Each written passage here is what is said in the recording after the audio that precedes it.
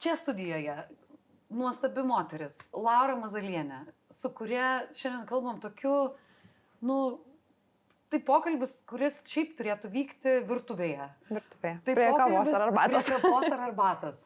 Tai pokalbis, kuris galėtų iš vis net nevykti. Bet dėl to, kad tokie pokalbiai yra tokie reti, mes vis dar turim per daug atvejų ir dėl to, tikiu, Laura kalba savo pavyzdžiu, kad kitas moteris, kurios galbūt neturi su kuo pasikalbėti prie kavos puodelio, perspėtų. Eikit tikrintis. Sveika, Laura, labai gražus intro. Ir iš tikrųjų dar vakar vakare atsisėdau prie kompiuterio ir atsidariau e-sveikatą. Ir galvoju, pasižiūrėsiu aš visus savo išrašus, kada ten kokie tyrimai man daryti. Nes man šita diagnozė buvo toks sudrebinimas gyvenimo šiek tiek, nes aš tokia visą gyvenimą, čia jau kiek nugyvenus tų metų, būdavau sveika. Ir kai tau pasako, kad skubiai reikia operacijos ir tu nesupranti, kaip tai skubiai, taigi čia prieš pusmetį dar dariausi tyrimus ir viskas buvo tvarkoje. Tai žodžiu, grįžtant prie tos e-sveikatos. Taip. Aš neradau įrašo, kad būtų man atliktas tyrimas anksčiau. Ir aš tada buvau taip nustebusi ir galvoju, ar čia taip nutiko gyvenime, kad keičiau ginekologę ir kažkur kažkas yra pasimetę, ar čia nutiko toks gyvenimo etapas, kai labai rūpinausi vaikais ir tiesiog pamiršau save, nes aš pradėjau vaikus gimdyti nuo 25 iki 29 metų, ar ne? Tai realiai, ar ne, tuos... Kiek tu jų turi? 3. Visus. Prašom. Sveikinimai. Taip, ir aš galvoju, gal per tuos nėštumus ir per tą didžiulę koncentraciją į tai, kas vyksta, ar ne, moters kūne tuo metu, pasimiršo toks mažytis momentas, kad galbūt reikėtų, net ne mažytis, aš aišku ironizuoju. Aha, aš esu iš tų pacienčių ir žmonių tikriausiai, kuris gal net per daug pasitikė specialistais ir man čia irgi yra gyvenimo pamoka, kad niekas mumis nepasirūpins geriausiai, kaip mes patys, ar ne? Nes aš visada nueidavau pas ginekologę ir labai nesiginčydavau. Jeigu reikia daryti, sakydavau, darykit man viską, kas priklauso ir ką reikia. Aš jūsų. Taip. Ir aš visą laiką galvojau, kad, nuoširdžiai manim rūpinas, ar ne? Ir paskui, kai gyvenime nutinka gyvenimas, tada žiūri... Vos tą akimirką. Tu tiesiog nuėjai planiniam vizitui. Matai, aš galvoju, vis tiek kažkas iš aukščiau mane galbūt apsaugojo. Aš labai intensyviai bėgiodavau ir man vasarą prasidėjo būtent prieš mėnesinės kelias dienas tokie skausmai, kaip dubens, kaip sąrėmių. Aš nesuprasdavau, kas čia vyksta. Aš ten pakvepuodavau, bet žiūriu ten. Nemoku bėgti. Ne, šiaip bėgdavau su treneriu, moku, ta prasme tikrai tai darau atsakingai, bet man čia buvo kažkas naujo ir neatrasta, kas darosi su mano kūnu. Bet kadangi aš esu praktikavusi meditaciją, man pavykdavo tą skausmą iškvepuoti. Aš labai nepergyvenau, neišgyvenau dėl to, bet visi šitie skausmai man pradėjo intensyvėti. Esu ir nualpusi. Ir tada galvoju, gerai, kai nubėgsiu maratoną, nes mano praėjusiu metu tikslas buvo nubėgti maratoną, tada galvoju, eisiu dar kartą profilaktiškai, pasitikrinsiu pas gydytoją, nes kažkokią dalį tyrimo aš buvau pasidariusi balandį ir viskas buvo tvarkoje. Ir kiek iki maratono čia buvo likę? Maratonas buvo rugsėjai. Taip, koks čia laiko tarpas? Taip, balandis ir rugsėjai. Taip maždaug 4 mėnesius. Taip, leidai savo, kažkada. Taip, kažkada.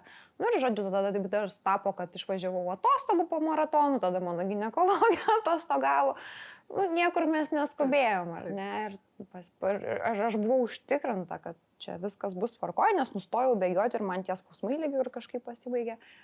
Ir vieną rytą aš gaunu žinutę tokią. Pradžia, sveika Laura, kaip jautiesi, ir jau galvoju, nieko gero. Jau nepatinka. Nežada, ir parašė, kad reikia skubiai operuoti. Ir man tada, kaip tai, kas čia dabar, iš kur? Ir aš pasijaučiau kaip toks mažytis vaikas, kuris pasitikėjo, aš nieko tikrai nekaltinu. Atsakomybė mano rankose, bet tada galvoju, velnias, o tai kaip aš čia viską praleidau, kodėl man niekas nepapasakojo, ar ne, tarkim, apie tą pačią vakcinaciją. Aš sužinojau realiai nuėjus jau po tos ginekologijos žinutės į kabinetą, kokios yra gydymo galimybės. Galvoju, iki tol nebuvau girdėjusi, mano aplinkoje niekas nesidalino, niekada nebuvo. Taip. Ir kai aš pati įsikėliau įrašą į socialinę mediją, aš buvau nuoširdžiai nustebusi, kiek moteris man rašė ir dėkoja, ir aš supratau, kad tai yra didžiulis tabu kalbėti apie savo sveikatą, tuo labiau, kad čia ar ne dar šiek tiek persipina viskas su intimumu, daug yra mitų ir visa kita.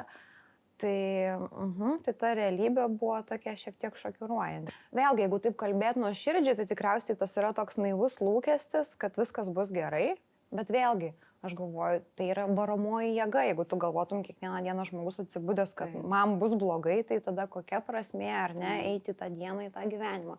Tai aš galvoju, kad bet kokiu atveju viskas bus gerai. Mano paskutiniai gal net paskutinis 10-metis mano gyvenimo toks sudėtingesnis. Mano pirmagimė gimė nematantis su viena akim. Tada, žodžiu, mes su vyru išsiskyrėme. Tada aš sirgau depresiją. Tada man įtarinėjo skydliaukės vėžį. Ir visos šitos patirtis galiausiai atvedė į dar vieną patirtį. Ir tada klausiu, tai kas dar? Kas dar? Kaip čia? Bet yra tokia labai graži mintis, kad įsivaizduok, tašiai neši kažkokį akmenį. Ir kiekvieną dieną tu jį neši. Ar tau pasidaro nuo to lengviau? Jis nepalengvėja tas akmuo. Jeigu jis ten svėrė, ar ne, ten kokius 2 ar ten, ne, gal kokius 5 kg, jis kiekvieną dieną ir svers tiek. Kas nutinka su tavim, tu sustiprėjai, ar ne? Tai vat visos tos patirtis tikriausiai mane pastiprino, paugdė kaip asmenybę. Tai kad ir kaip viskas susiklostytų, aš visada savo sakau, kad visos tos patirtys yra be galo prasmingos. Ne visos tokios, kokių mes gyvenime norim, ne visos tikrai būna džiaugsmingos. Net ir dabar ta nutikusi situacija, aš į tai pažiūrėjau kaip galimybę, ar ne, būti kažkokiu mažyčiu balseliu, kuris, ar ne, šiek tiek papasakoja, pasidalina ir galbūt prisidėti prie tos savišvietos, ar ne, kad mūsų visuomenė sąmoningėtų. Aišku, tai čia yra toks vienetas tarp mūsų, bet galbūt tai bus inspiracija ir kitoms moterims, ar ne? Nes, pavyzdžiui, aš irgi, kai pradėjau kalbėti savo aplinkoje, sėdžiu su savo geriausia drauge, jai yra 32 metai ir man sako, aš niekada nesu pasidarius šito tyrimą. Sakau, tu juokauji? Taip. Aišku, aš dabar irgi mandra mokyti.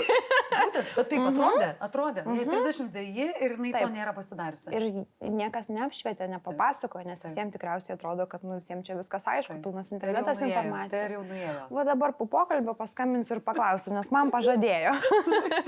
Nes iš tikrųjų 2 dalykai. Tai viena vertus, aš pamenu mano draugė, viena rašo, ką tik palaidojau draugę po krūties vėžio.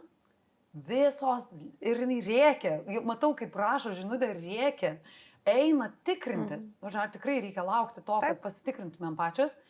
Ir kita vertus, ar tu, kai laukiai, nes čia dienos stacionaras tikriausiai, ar ne, ar kalbėjote su moterimis, kurios laukia irgi tos pačios operacijos? Ar teko tau kalbėtis?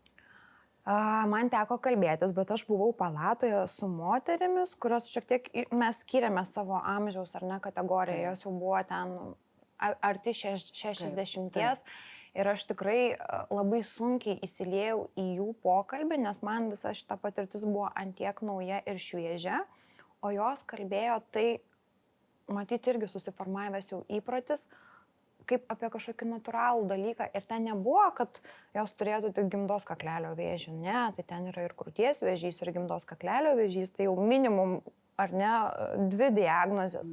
Ir aš nieko, tai kur perukus perkat? O tai kokią chemiją? Tai mėlyną ar ten, nežinau, ar baltą naudojat?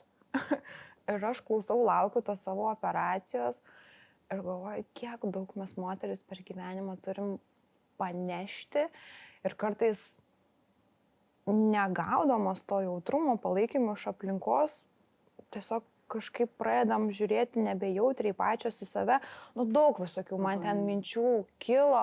Ir kita vertus, kaip gera kartais pabūti tam tokiam naujam tarsi burbule, kuriame supranti, kad Ir aš čia sakiau, kad blogai gyvenu. Žinai, Labai čia greit man kažkas- įsižemini ir supranti, kas iš tikrųjų yra tos tikrosios vertybės. Ar ne, mes net ir juokiamės kartais su draugiam, kai anksčiau ten tėvai vieni kitus sveikindavo ir linkėdavo ramybės ir sveikatos. Tai juokas didžiausias. Taip. Ne, tai aišku, kogi palinkės. Tai sveikatos, aišku, palinkės. Dabar Nenormalūs. Dieve, tik linkėkit visi. Lai išsipildo, žinai. Taip, tikrai taip, žinai. Tai- Visiškai. O dėl vaikų, tai man labai labai norėjusi pasakyti, žinai, kad aš taip pat pamenu tokį, labai bijau adatų ir duoti kraujo man yra kaip, nu, o gal galima neduoti, o tai gal galite iš piršto, bet čiagi skauda, neskauda, bet čiagi dar geriau, nes labai bijau adatų. Ir laukiantis, tu šito klausimas tai kad nebeturi. Todėl, kad taigi, ne dėl tavęs gimą. Taip. Nu, taigi ten, nu, ne dėl tavęs visą tai. Tai tas yra toksai, kad tu tarsi, nu, esi rolėje, kuri yra svarbesnė už patį tave. Taip. Bet tai irgi tada, ar ne, vat, iš psichologinės pusės, kiek daug mes galim padaryti dėl kitų, ar ne, O ypač dėl dėl savęs. savo vaikų, o dėl savęs. Bet o kai pagalvoju, o tik kai nebelieka mūsų, kas tada tais pačiais vaikais, ar ne, rūpinasi. Tai čia vėl, nu, aš savo kiekvieną dieną tą primenu, kai pats esi tuščias ir neturi ką duoti, nu, tada nebeveikia, nei energetiniai mainai niekas neveikia. Tai Laura, tavo labiausiai tas vat, Lietuva sveiksta, tai tavo šitas dalinimasis, kaip pati sakai, ir mitų tam tikrų yra, ir tai labai labai intimus dalykai, ir tai tikrai ginekologija, visi šitie dalykai yra tokie, nu jau tik jau apie tai nekalbėkim, tokio grožio moteris, taip, čia žinai, čia šoka, dainuoja, jos tiek pilna, visa energija, kaip gera, ir staiga, tokia netikėta tema, taip, tam, kad galbūt kažkam užbėgsim už akių ir kažkas galės nesusirgti. Tu įsivaizduoji, yra šalių, kuriuose nebeliko šitos ligos. Australija, aš dabar ne per seniausiai skaičiau kaip tik statistinius duomenis, kur... Laiku susitvarko, laiku padaro, laiku vakcinuojasi, laiku viskas laiku įvyksta. Ir čia tą reikia tikriausiai suvokti, kad viskas prasideda nuo mūsų, bet labai svarbu ir pats tas ar ne tautos švietimas, mūsų visų mentalitetas, kad eliminuotume šitą ligą, nu neužtenka, kad vat, aš nueisiu. Tai va, kai tu papasakoji, pasidalini ir tada pradeda ta informacija skleistis, tai tada ta viltis tikrai įsižiebė dar stipriau. Padarom tai. Ačiū Jums labai. Čia Laura Mazalienė ir laida Lietuva sveiksta. Ačiū Jums. Ačiū tau. Ačiū Laura, labai. Super.